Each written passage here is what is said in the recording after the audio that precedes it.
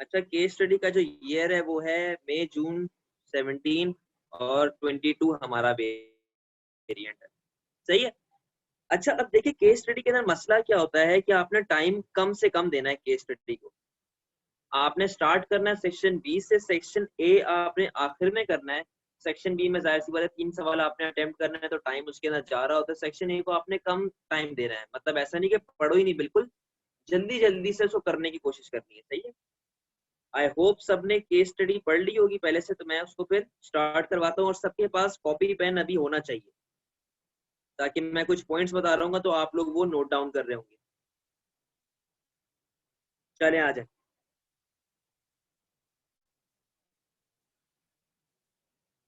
Mining diamonds इन Botswana. देखिए आपके लिए अच्छा तरीका क्या है केस स्टडी करने का। सबसे पहले आपने क्वेश्चंस रीड करने हैं। सही है।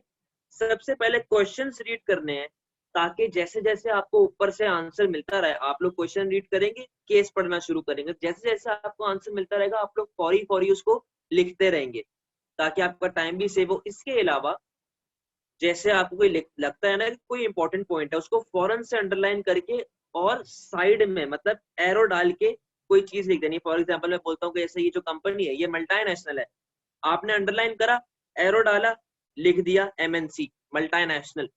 इससे आपके जहन के अंदर सारे के सारे मल्टीनेशनल्स के एडवांटेज डिसएडवांटेज आ जाएंगे, तो आपको टाइम ज्यादा नहीं लग रहा होगा। स्टार्ट करते हैं। अच्छा, माइनिंग इन बोट्सवाना नाम की एक केस स्टडी हमारे पास मई जून 17 हमारी वेरिएंट का। Botswana is the world's largest producer of diamonds. Largest producer है तो जाहिर सी बात है क्या होगा वो, मोनोपोली। सही है, मैंने अंडरलाइन करा, एरो डाल के एक चीज मैंने लिख दी, क्या पता मुझे आगे क्वेश्चन के अंदर इसकी हेल्प पड़ रही हो। Indeed in 2015 diamonds accounted for third of the countries GDP. GDP हम लोग अभी आगे पढ़ेंगे। जीडीपी का मैं आपको वैसे मतलब बता दूं कि अगर एक कंट्री साल में जितना गुड बनाती है ना, उस गुड की टोटल प्रोडक्शन की मेरी क्या वैल्यू चल रही है, वो मेरा होता है ग्रॉस डोमेस्टिक प्रोडक्ट। आगे जाके हम लोग नेक्स्ट क्लास में इसको पढ़ेंगे, इसका कोई क्वेश्चन भी नहीं है इससे रिलेटेड। अच्छा, क्या लिखा हुआ है? Third of the country GDP of US 18 billion, 18 billion and 80% of countries export. अब देखिए मैं एरो डाल रहा हूँ, मुझे जो जो पॉइंट समझ आ रहे हैं मैं वो लिख रहा हूँ। वो क्या बोलता है कि 1/3 ऑफ जीडीपी मेरा क्या है, डायमंड की प्रोडक्शन है। सही है, पहली बात। दूसरी बात, उसने बोला कि मेरा टोटल जीडीपी था 18 बिलियन का। 18 बिलियन का टोटल जीडीपी था, जिसके अंदर 1/3 मेरा सिर्फ किसका था, डायमंड का। तो अगर मुझे डायमंड की, सिर्फ अलोन डायमंड की वैल्यू निकालनी है, कैलकुलेटर अलाउ होता है आपके पास, लेके जाइएगा, तो मैं 18 बिलियन को 1/3 से मल्टीप्लाई करवाऊंगा तो मेरे पास क्या आ जाएगा, 6 बिलियन। यानी कि 6 बिलियन सिर्फ डायमंड का धंधा होता है बोट्सवाना के अंदर। यहाँ तक कोई मसला तो नहीं है। इसके अलावा उसने क्या बोला है कि 80% ऑफ कंट्रीज एक्सपोर्ट। मैंने आप लोगों को कंपैरेटिव एडवांटेज और एब्सोल्यूट एडवांटेज करवाया था, फ्री ट्रेड करवा चुका हूँ, इंटरनेशनल ट्रेड जिसके अंदर ट्रेडिंग चल रही होती है। उसने क्या बोला कि 100% अगर मेरी एक्सपोर्ट है ना, उसमें से 80% मैं सिर्फ डायमंड को एक्सपोर्ट कर रहा हूँ और बाकी का 20% मेरे पास अदर गुड है। यानी कि डायमंड से मुझे 80% एक्सपोर्ट जाता है, तो मेरा पूरे का पूरा एक्सपोर्ट मेरा डायमंड के ऊपर डिपेंडेंट होगा। सारे का सारा पैसा डायमंड के बेचने से आ रहा है, तो सारे का सारा मेरा रेवेन्यू भी डायमंड के ऊपर डिपेंडेंट होना चाहिए। यहाँ तक हो गई बिल्कुल इंट्रोडक्शन वाली बात। आगे आ जाए। अच्छा, अगर किसी को कॉपी करना हो तो मुझे मैसेज कर दीजिएगा, मैं रोक दूंगा अपने वहां पर। सही है। अच्छा, अगला paragraph, the country currently gets most of its income from mining and selling rough uncut diamonds. देखिए डायमंड जो हम लोग पहनते हैं ना, वो होता है प्रोसेस्ड, कटा हुआ, खूबसूरत, पॉलिश हुआ हुआ। ये लोग क्या बेचते हैं, अनकट डायमंड, यानी कि raw material.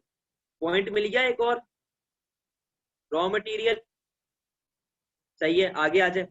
It receives only $700 for 1.5 carat rough diamond. एक रफ डायमंड की प्राइस मेरे पास है $700, जो 1.5 कैरेट है, 1.5 कैरेट का प्राइस है $700। सही है। The diamond is then cut, polished and finished usually in other countries. मैंने अरीबा की कंट्री में डायमंड भेजा, मेरे पास से वो अनकट यानी कि रॉ मटेरियल की फॉर्म में गया, अरीबा ने अपने पास बुला के उसको प्रोसेस करा, पॉलिश करा, काटा कूटा सब कुछ किया और प्रॉपर डायमंड की फॉर्म में ले आई। समझे बात? अच्छा, अब ये बात कर रहा है कि India is the market leader in cutting and polishing diamonds, यानी कि प्रोसेस करने के अंदर इंडिया के पास बहुत ताकत है, वो मार्केट लीडर है वहां की। सही है बात? आगे आ जाए। The cost of cutting and polishing diamonds in India is only a quarter of the cost in Botswana. India में सिर्फ क्वार्टर कॉस्ट पड़ती है, जितनी कॉस्ट मेरी बोट्सवाना के अंदर पड़ती है उसका 1/4 कॉस्ट जो है वो इंडिया में पड़ती है। तो यहाँ पे लिखते हैं क्वार्टर एंड 1/4। अब आ जाए आगे क्या बोलता है, the global average cost of finishing 1.5 carat, the global average cost of finishing 1.5 carat diamond is 8,000। वैसे जो मुझे कॉस्ट ग्लोबली पड़ती है पूरी दुनिया के अंदर वो कॉस्ट है 8,000 की। सही है, लेकिन इंडिया को उसकी कितनी पड़ रही होगी? 1/4। तो मैं ये लिख सकता हूँ कि टोटल मेरी जो कॉस्ट पड़ती है अराउंड द वर्ल्ड वो पड़ती है 8,000, लेकिन इंडिया को खाली कितनी पड़ गई? 1/4। तो इंडिया की कॉस्ट क्या आ जाएगी? 2,000। क्या पता मुझे आगे के क्वेश्चन में ये चीज आ जाए, तो मैं पहले से ही अपनी वर्किंग करके रख रहा हूँ। यहाँ तक किसी को भी कोई मसला तो नहीं है? केस समझ आ रहा है सबको? यस बोले फिर मैं आगे बढ़ जाता हूँ।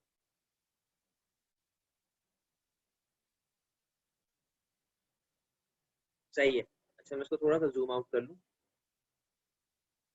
सब नजर आ रहा है अब आप लोगों को? अच्छा जी,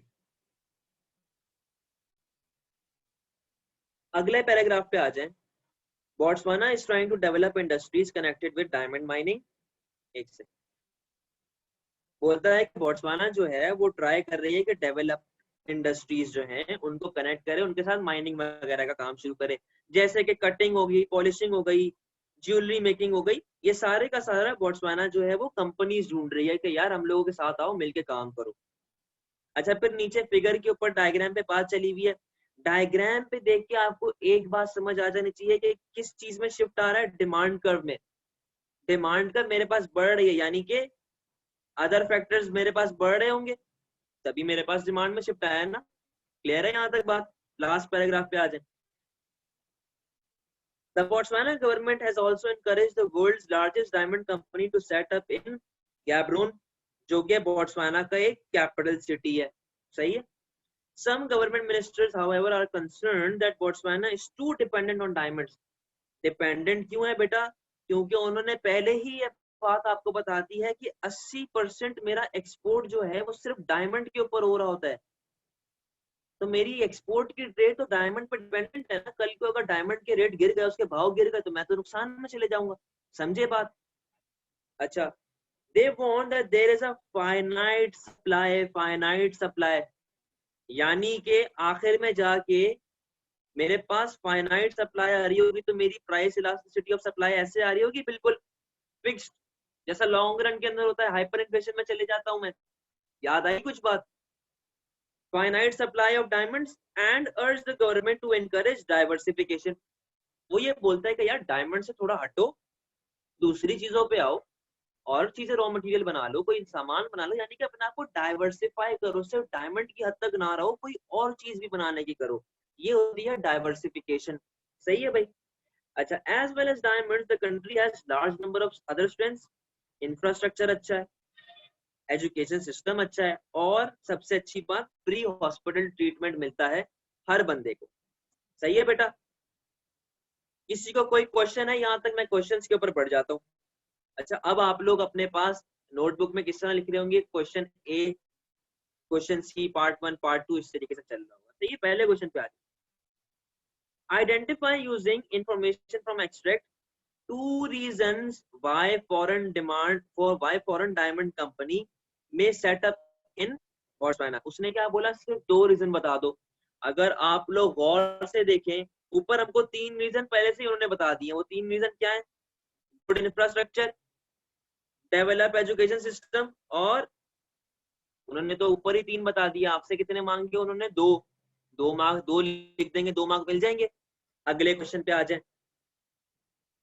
explain two benefits that a country may gain from the presence of a foreign multinational company. 4 mark का है, आपको लिखने चाहिए 2 एडवांटेज और 2 को फिर आपने एक्सप्लेन करना है सही से। अगर आपने सिर्फ एडवांटेज लिखा तो जाहिर सी बात है वो आपको उतने मार्क्स नहीं देने की करेगा। सही है। अच्छा, पहला एडवांटेज क्या होना चाहिए, मैं आपको कुछ 4-5 बताऊंगा, अपनी तरफ आप नोट डाउन कर लें जो आपको ठीक लग रहा है। फॉरेन मल्टीनेशनल कंपनी, पहली बात तो ये मैं आप लोग को मल्टीनेशनल पढ़ा चुका हूँ, तो जितने भी एडवांटेज डिसएडवांटेज है ना मल्टीनेशनल के सारे यहाँ पे फिट हो जाएंगे, फिर भी मैं बता रहा हूँ आपको। सबसे पहला, एम्प्लॉयमेंट लेवल बढ़ेगा। एम्प्लॉयमेंट लेवल बढ़ेगा तो इकोनॉमिक ग्रोथ आएगी, जिसकी वजह से लोगों की इनकम बढ़ना शुरू हो जाएगी। पहला एडवांटेज जो आपने लिखा और एक्सप्लेन भी करा। दूसरा, अगर एक एमएनसी इन्वेस्ट कर रही है हमारी कंट्री के अंदर तो जाहिर सी बात है बाकी एमएनसीज भी हमारी तरफ अट्रैक्ट होंगी। जब वो हमारी तरफ अट्रैक्ट होंगी तो जाहिर सी बात है अपने पास और इकोनॉमिक ग्रोथ आएगी। 2 पॉइंट। तीसरा, एमएनसी जब मेरी कंट्री में पाकिस्तान में या बोट्सवाना के अंदर ऑपरेट कर रही है आके, पहली बात तो एम्प्लॉयमेंट बड़ी सही है, मेरा आउटपुट भी बढ़ेगा। मेरा आउटपुट भी बढ़ेगा तो गवर्नमेंट को टैक्स रेवेन्यू भी मिलेगा। वही टैक्स रेवेन्यू गवर्नमेंट आगे जाके गुड इंफ्रास्ट्रक्चर पे, हेल्थ केयर पे और ज्यादा इन्वेस्ट कर सकता है। समझ में आई बात? 3 हो गए।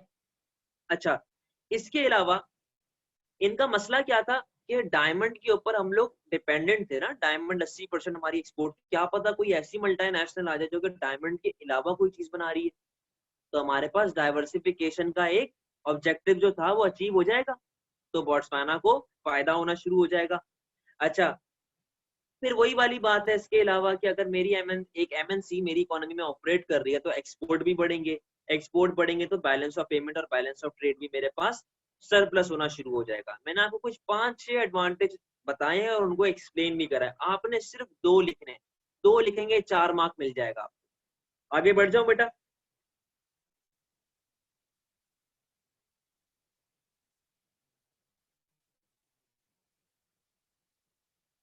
हाँ जी, सही है। अगला क्वेश्चन कैलकुलेशन का है, कैलकुलेटर लाओ होता है लेके जाना भाई। द वैल्यू, अच्छा क्या बोलते हैं, calculate using information from the extract the value of diamonds produced in Botswana in 2015। ऊपर चले, क्या बोलता है, थर्ड ऑफ जीडीपी और 18 बिलियन का उनका जीडीपी है साल का। मैंने पहले से ही निकाल के रखा था, मैंने कहा शायद मुझे सवाल में आगे यूज करना पड़ जाए। आंसर आ गया 6 बिलियन का। उसने बोला कि मेरी डायमंड की क्या वैल्यू है, तो मेरे पास 6 बिलियन का आंसर आ गया। 18 बिलियन इंटू 1/3, पूरा जीडीपी का 1/3 सिर्फ डायमंड था, तो 18 बिलियन इंटू 1/3, 6 बिलियन का मेरे पास जीडीपी जो है वो वैल्यू आ जाएगी। 2 मार्क आपको मिल गए। कैलकुलेशन शो करनी है बेटा एग्जाम के अंदर। 2 मार्क आपको मिल गए। आगे आ जाए, अगला क्वेश्चन।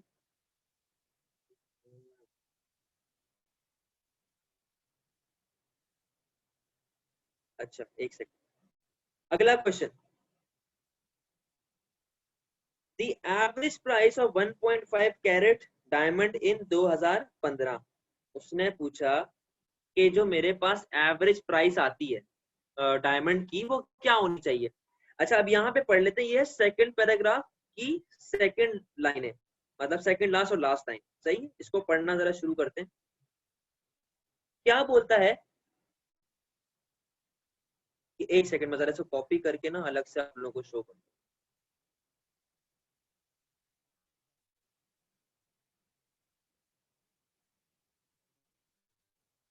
जरा आ जाए, नीचे आ जाए। सही है, इधर आए। उसने बोला कि मुझे सेलिंग प्राइस निकालनी, ये क्या आ गया।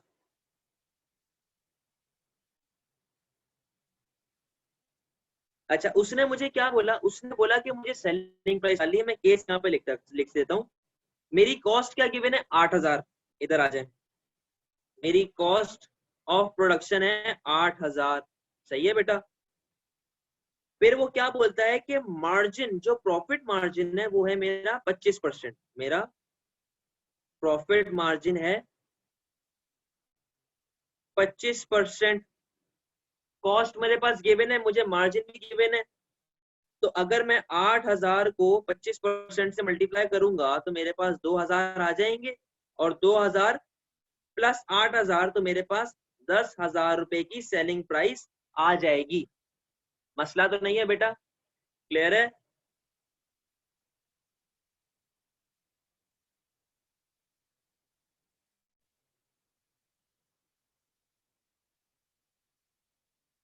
बताएं।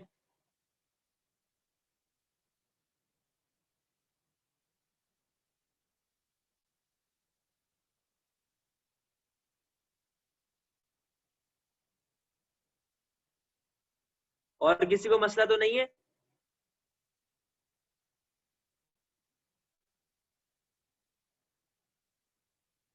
वेल डन, तालियां होनी चाहिए हमारे लिए। गलत किया है मैंने ये और आप लोग सब सो रहे हैं। मेरी बात सुने, अकाउंट्स पढ़ रहे हैं आप लोग? अकाउंट्स पढ़ रहे हैं?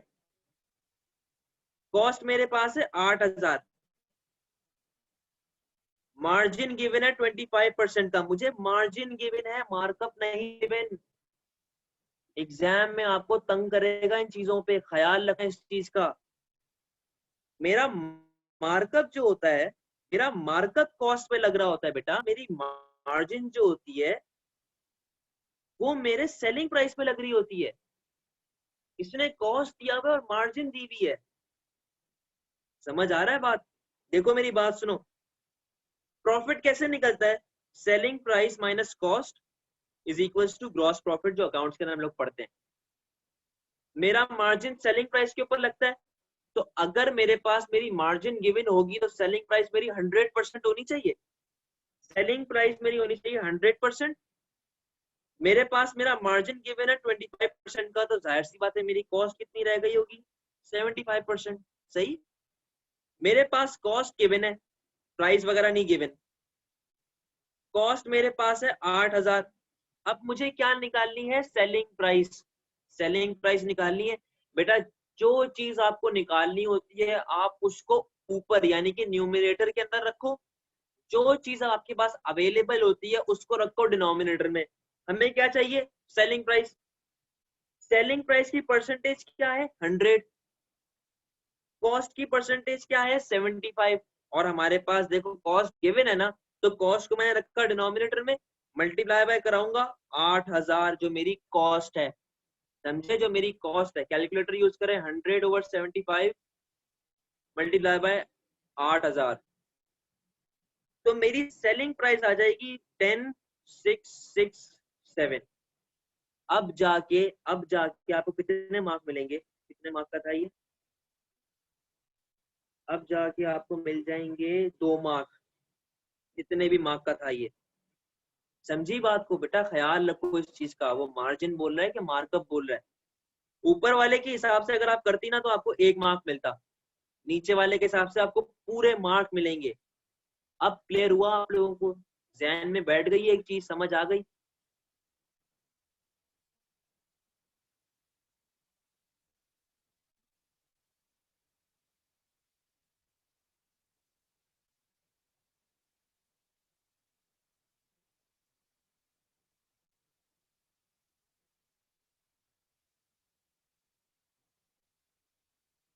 ए वाला पार्ट कौन सा?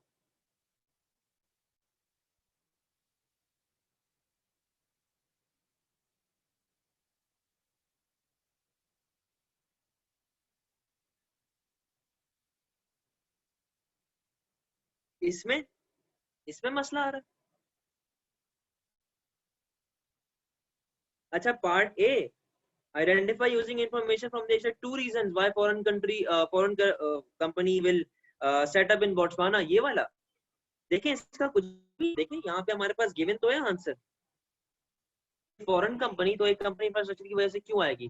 देखिए ना, अगर इंफ्रास्ट्रक्चर अच्छा होगा, मेरा ट्रांसपोर्टेशन लिंक अच्छा होगा, तो जाहिर सी बात है मेरी कॉस्ट कम पड़ रही होगी ना। अब जैसे गांव के अंदर क्या होता है, पूरा गांव आपको घूम के जाना पड़ता है एक जगह से दूसरी जगह। अगर गांव के बीच में वो ब्रिज लगा देगा तो आसानी से पार होगा ना। भले इंफ्रास्ट्रक्चर ना लिखो आप, हमारे पास तो 3 गिवन है, आप कोई भी 2 लिख दो। डेवलप्ड एजुकेशन सिस्टम, एजुकेशन बहुत अच्छी चल रही है भाई, यहाँ पर लोग पढ़े लिखे समझदार हैं। फ्री हॉस्पिटल ट्रीटमेंट, इसके अलावा आप अपनी तरफ से लिख दें, अपनी तरफ से लिख दें कि भाई गवर्नमेंट का टैक्स रेट कम होगा, रॉ मटेरियल इजीली अवेलेबल होगा। समझ रहे बात को? लेकिन बेटा जो भी आप आंसर लिख रहे हो उसको हमेशा कोशिश ये करें बार बार बोट्सवाना का नाम यूज करें, क्योंकि उससे आपको एप्लीकेशन यानी कि केस से आप लिंक कर रहे हो ना, उसको एप्लीकेशन का मार्क मिलेगा।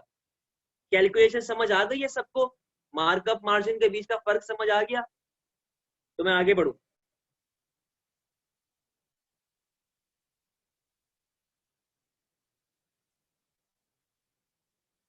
सही है जी, पार्ट डी पे आ जाए। Analyze why a country could have lower production cost for a particular good than another country। बोलता है भाई कि एक कंट्री के अंदर हमारे पास कम रॉ मटेरियल यानी कि लो कॉस्ट ऑफ प्रोडक्शन जो है, क्यों है? हर वो रीजन जिसकी वजह से आपकी सप्लाई बढ़ेगी, आप वो लिख देंगी। कैसे भाई? पहला, हमें 5 बोले हुए ना, आप कोई भी 3 को लिख के एक्सप्लेन करेंगी, आपको आराम से मिल जाएंगे। जबरदस्त एक्सपर्टीज है, लोग पढ़े लिखे हैं, लोगों के पास नॉलेज है, एजुकेटेड लोग हैं, सही है ना? तो वेस्टेज भी कम हो रही है। इसके अलावा आप लोग ये लिख सकते हैं कि चीप रॉ मटेरियल हमारे पास अवेलेबल होगा, रॉ मटेरियल का बहुत सारा सप्लायर अवेलेबल होगा। जब सप्लाई ज्यादा होगी तो जाहिर सी बात है प्राइस लेवल कम होगी और लोगों की कॉस्ट कम होगी। बहुत अच्छा पॉइंट। मशीनरी अवेलेबल है, कैपिटल इंटेंसिव फर्म्स मेरे पास अवेलेबल है, मशीनरी अवेलेबल है तो प्रोडक्शन ज्यादा होगी। सही है भाई। अच्छा, क्या पता मेरी फर्म लार्ज स्केल पे काम कर रही हो तो मुझे इकोनॉमीज ऑफ स्केल का भी फायदा हो रहा होगा, मेरी कॉस्ट ऑफ प्रोडक्शन कम हो रही होगी। सही है। कैपिटल गुड्स वाला पॉइंट हमारे पास हो गया। क्या पता ट्रांसपोर्ट कॉस्ट, क्योंकि उसने ऊपर लिख के दिया हुआ है कि इंफ्रास्ट्रक्चर बहुत अच्छा है तो मेरा ट्रांसपोर्ट कॉस्ट बच रही होगी। ट्रांसपोर्ट कॉस्ट बच रही होगी तो जाहिर सी बात है कॉस्ट ऑफ प्रोडक्शन तो कम ही होनी है। इसके अलावा क्या पता लेबर की सप्लाई बहुत ज्यादा हो। जब लेबर बहुत सारा काम करने के लिए विलिंग होगा, लेबर मार्केट में हमने पढ़ा था सप्लाई बढ़ेगी तो वेज रेट कम होना शुरू हो जाती है, उससे भी तो इफेक्ट पड़ रहा होगा। 7-8 कुछ पॉइंट हो चुके हैं, आपने बस 3 लिखना है और उसको एक्सप्लेन करना है। अच्छा बेटा, लिखना है पैराग्राफ्स के अंदर।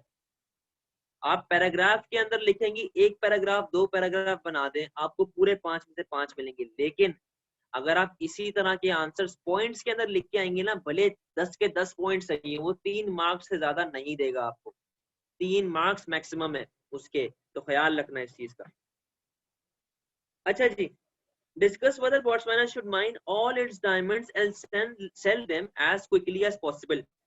हम लोगों ने बेटा मार्केट फेलियर के अंदर एक चीज पढ़ी थी, sustainable production. Sustainable fish farming आप लोगों ने 5-6 के अंदर पढ़ी होगी। सस्टेनेबल फिश फार्मिंग क्या है, सस्टेनेबल प्रोडक्शन क्या होती है कि अपनी रिसोर्सेज को इस तरह यूज करना, इस तरह यूटिलाइज करना कि जो हमारी आगे आने वाली नस्लें हैं ना, उनके लिए वो चीज कम ना पड़ जाए, यानी कि वो माल एक्सटिंक्ट ना हो जाए, खत्म ना हो जाए। सवाल पे आ जाए वापस। बोलता है कि यार बोट्सवाना को सारे का सारा डायमंड माइन करके बेच देना चाहिए या फिर क्या करना चाहिए, बताएं। क्या बोला? डिस्कस करो। डिस्कस करो, एकदम से जजमेंट नहीं देना, उसने बोला डिस्कस करो। यानी कि आपको किस तरह आंसर लिखना पड़ रहा होगा, फॉर के अंदर और अगेंस्ट के अंदर। 5 मार्क का है, 3 पॉइंट इसके और 3 पॉइंट इसके। सही है भाई।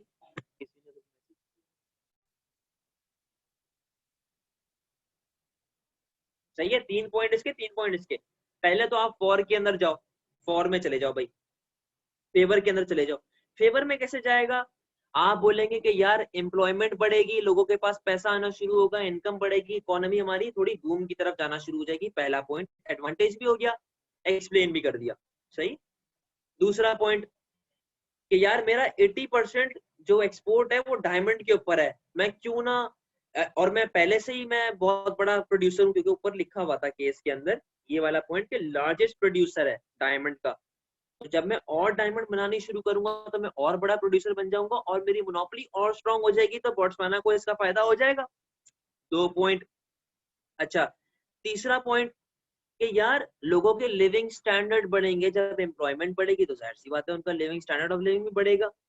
अच्छा, चौथा, जब मैं सारी की सारी मशीनरी एक ही काम पे लगा दूंगा तो मैं लार्ज स्केल के ऊपर काम कर रहा हूँ, जब मैं लार्ज स्केल पे काम करूंगा तो मुझे इकोनॉमीज और डिस इकोनॉमीज से वो होगा। इससे पहले वाला, अच्छा सबसे पहला, सबसे पहला मैं ये कह रहा था कि जब लोग इंडस्ट्री में काम करना शुरू करेंगे तो प्रोडक्शन बढ़ेगी, जिसकी वजह से एम्प्लॉयमेंट लेवल बढ़ेगी ना, एम्प्लॉयमेंट बढ़ेगी तो इनकम आएगी, इनकम आएगी तो लोगों का स्टैंडर्ड ऑफ लिविंग बढ़ जाएगा, वो वाला पॉइंट। अच्छा 4 पॉइंट होगा यहाँ तक, इकोनॉमीज ऑफ स्केल भी हो गया। अच्छा इसके अलावा एक्सपोर्ट रेवेन्यू बढ़ेगा, मैंने जो उससे लिंक कर रहा हूँ कि एक्सपोर्ट रेवेन्यू बढ़ेगा, गवर्नमेंट को टैक्स मिलेगा और balance of payment, balance of trade अपनी अच्छे हो जाएंगे। फॉर के अंदर कोई 4 पॉइंट मैंने आपको बता दिए, 3 आपने लिखने हैं आराम से। अच्छा अगेंस्ट में चले जाएं आप।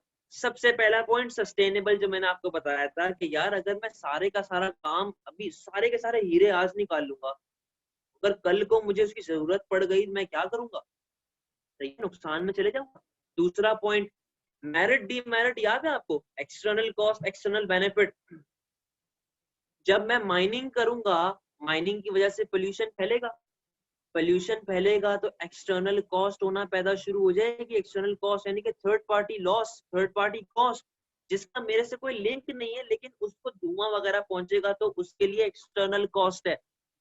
तीसरा तीसरा आप ये लिख सकते हैं कि यार अगर कल को ग्लोबल डिमांड गिर गई, फिर अगर मेरे प्रोड्यूसर जो बाहर वाले जो लोग हैं, क्या पता डायमंड से भी कोई अच्छा पत्थर निकल आए, स्टोन होता है ना डायमंड भी, डायमंड से भी कोई वैल्यूएबल स्टोन निकल आया तो डायमंड की तो डिमांड ही गिर जाएगी, तो मैं नुकसान में चले जाऊंगा। चौथा चौथा पॉइंट ये बड़ा इंपॉर्टेंट है। एक तो पहले ही 80% मेरा एक्सपोर्ट डायमंड के ऊपर होता है, सही है, मैं और प्रोडक्शन करूंगा तो 80% से वो ऊपर चली जाएगा, यानी कि तकरीबन समझ ले 90% 95% चले जाएगा। फॉर एग्जाम्पल मैं अरीबा को सारा डायमंड बेचता हूँ, अरीबा और मेरा कल फड्डा हो जाता है तो अरीबा सारा का सारा डायमंड लेना मुझसे छोड़ देगी, अरीबा सारे का सारा डायमंड मुझसे लेना छोड़ देगी तो मेरा डायमंड की डिमांड कम हो जाएगी। जब डिमांड कम होगी तो मेरा माल ही नहीं बिकेगा, मैं तो नुकसान में चले जाऊंगा ना। समझ में आ गई बात। इसके अलावा एक और पॉइंट ये क्या लिखा हुआ है, पढ़ें क्या लिखा हुआ है, फाइनाइट सप्लाई ऑफ डायमंड्स। एक वक्त के बाद आके डायमंड की सप्लाई खत्म हो जाएगी भाई, तो मैं उस टाइम पे क्या करूंगा, शॉर्ट रन में तो मल्टीप्लायर इफेक्ट आ जाएगा लेकिन लॉन्ग रन के अंदर हाइपर इन्फ्लेशन आ जाएगा। 5 पॉइंट फॉर के हो गए, 5 पॉइंट अगेंस्ट के हो गए, आपने 3 पॉइंट लिखने हैं दोनों के, 3 पॉइंट यानी कि 6 पॉइंट टोटल। सेट हो गया बेटा, आगे आए। Explain using information from the extract and figure 1 what happened to the market for diamond rings in 2015।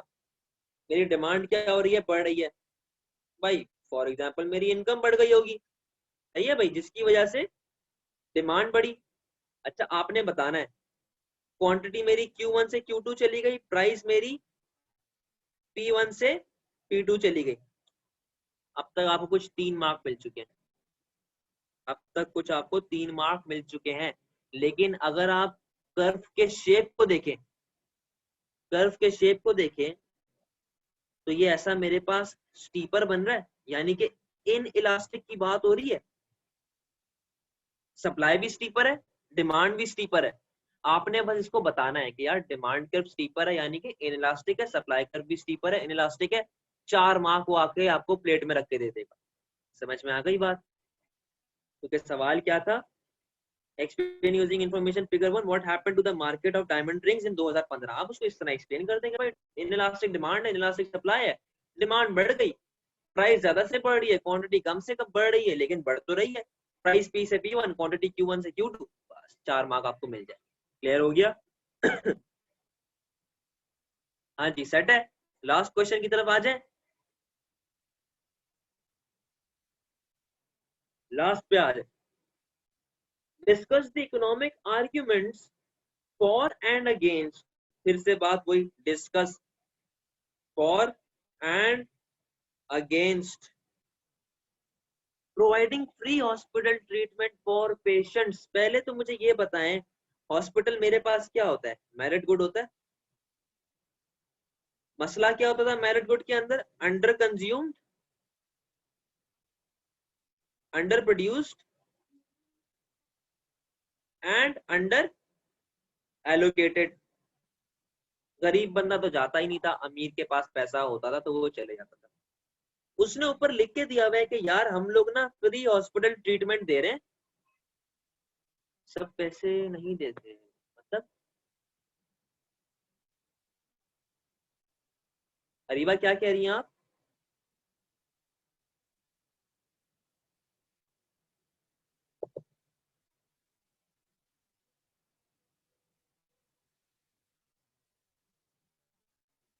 पे सब नहीं करते ना? नहीं बेटा, वो पब्लिक गुड होता है, वो पब्लिक गुड होता है, आप कंफ्यूज हो रही है। मेरिट गुड होता है सोसाइटी के लिए बेनिफिशियल, अच्छा वाला गुड होता है। आप जिसकी बात कर रहे हो पब्लिक गुड होता है, जिसके अंदर मैं टैक्स पे करता हूँ, आप टैक्स पे नहीं करी लेकिन फिर भी आप स्ट्रीट लाइट यूज कर रही है। रिवाइज करें थोड़ा सा माइक्रो को, पब्लिक गुड होता है वो। अच्छा, उसने क्या बोला? फ्री ट्रीटमेंट दे रहा हूँ, मेरिट गुड है। बेनिफिशियल गुड है। फॉर और अगेंस्ट, फॉर में क्या चले जाएगा भाई? जब मेरे हर बंदे के पास फ्री ट्रीटमेंट अवेलेबल होगा, हर बंदा डॉक्टर के पास जाएगा, मेरिट गुड मेरे पास ओवर थोड़ा मतलब बढ़ना शुरू होगा, कंजम्पशन शुरू होगी, ओवर एलोकेट होना शुरू हो जाएगा, मतलब लेवल पे जाना शुरू हो जाएगा, और एक्सटर्नल बेनिफिट जो मेरा वेलफेयर लॉस होता था वो खत्म हो जाएगा। पहला पॉइंट सही है। दूसरा, हर बंदा डॉक्टर के पास जा रहा है, हर बंदे को अपनी बीमारियों का पता है, अपने सेहत का पता है, तो जाहिर सी बात है लाइफ एक्सपेक्टेंसी भी क्या हो जानी चाहिए? बढ़ जानी चाहिए, क्योंकि लोग सेहतमंद रहेंगे। सही है भाई। तीसरा पॉइंट, लोगों के पास जो पैसा हेल्थ केयर पे स्पेंड करते थे अब किसी और चीज के ऊपर स्पेंड कर सकते हैं। फॉर एग्जाम्पल एजुकेशन पे, लाइब्रेरीज के ऊपर, प्राइवेट म्यूजियम वगैरह होते हैं, उनपे आप चंदा दे दो जाके। बात समझ में आ रही है? 3 पॉइंट होगा। अच्छा, इसके अलावा वही सोशल बेनिफिट, हेल्थ बढ़ेगी। ये 3 पॉइंट मैंने आपको बताए हैं, इन तीन के अंदर आपके कुछ बहुत सारे मार्क्स हैं। आपको मैक्सिमम फॉर के ऊपर 4 मार्क मिलेंगे। तो आपने अगर 3 पॉइंट लिख दिए ये वाले जो मैंने आपको बताए, जिस तरह मैंने बताए, अंडर एलोकेशन खत्म हो जाएगी और वेलफेयर लॉस खत्म होगा, ये वो इन सब के मार्क होते हैं। तो आपको 4 मार्क मैक्सिमम सिर्फ फॉर के ऊपर ही मिल जाएंगे। अब आपको अगेंस्ट से खाली 2 मार्क उठाने, लेकिन अगेंस्ट में भी पॉइंट अपने को 3 ही लिखने पड़ रहे होंगे। सही है भाई। अगेंस्ट में आओ, गवर्नमेंट अगर सारे का सारा पैसा हेल्थ केयर पे लगा देगा तो उसकी अपॉर्चुनिटी कॉस्ट नहीं होगी यार? स्कूलों पे पैसा लगा दो, लाइब्रेरीज पे लगा दो, इंफ्रास्ट्रक्चर बहुत अच्छा कर दो, सब्सिडीज दे दो। एक पॉइंट इसके अंदर आपके 2-3 मार्क छुपे हुए।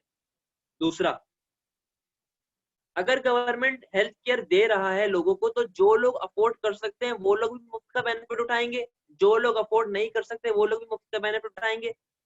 गरीबों के लिए तो चलो बात समझ आती है, लेकिन अमीर बंदा जो के बेनिफिट उठा सकता है, जो अपना बिल खुद पे कर सकता है, वो भी तो मुफ्त में काम करेगा। तो गवर्नमेंट के लिए तो कॉस्ट है ना भाई ये। सही है। 2 पॉइंट। तीसरा, अब देखो, अगर मुझे मिलेगा ना यार एक फ्री बेनिफिट मुझे मिल रहा है, आप जो टांग वांग तुड़वा लो, हाथ पैर तुड़वा लो, गवर्नमेंट आपके हाथ जुड़वाएगी, तो मेरे अंदर मस्ती काटेगी, मस्ती काटेगी, मैं उल्टे सीधे काम करना शुरू कर दूंगा, बाइक लेट के चलानी शुरू कर दूंगा, एक्सीडेंट होगा, हाथ पैर टूटेंगे। खर्चा किसके ऊपर पड़ रहा है? गवर्नमेंट पे ना। तकलीफ मुझे हो रही है, तकलीफ का कुछ नहीं होता, मजा आ रहा है ना मुझे तो, लेकिन खर्चा गवर्नमेंट पे पड़ रहा है। एक नुकसान और आ गया। अच्छा, इसके अलावा वही वाली बात है कि बेटा क्वालिटी क्या पता अच्छी ना हो, क्वालिटी अच्छी नहीं होगी तो फिर फायदा ही नहीं है ऐसी कोई ट्रीटमेंट देने का। समझ में आ गई बात? केस स्टडी बेटा समझ आई किस तरह अटेम्प्ट करनी है, क्या चीजें होंगी? मसला तो नहीं है किसी को?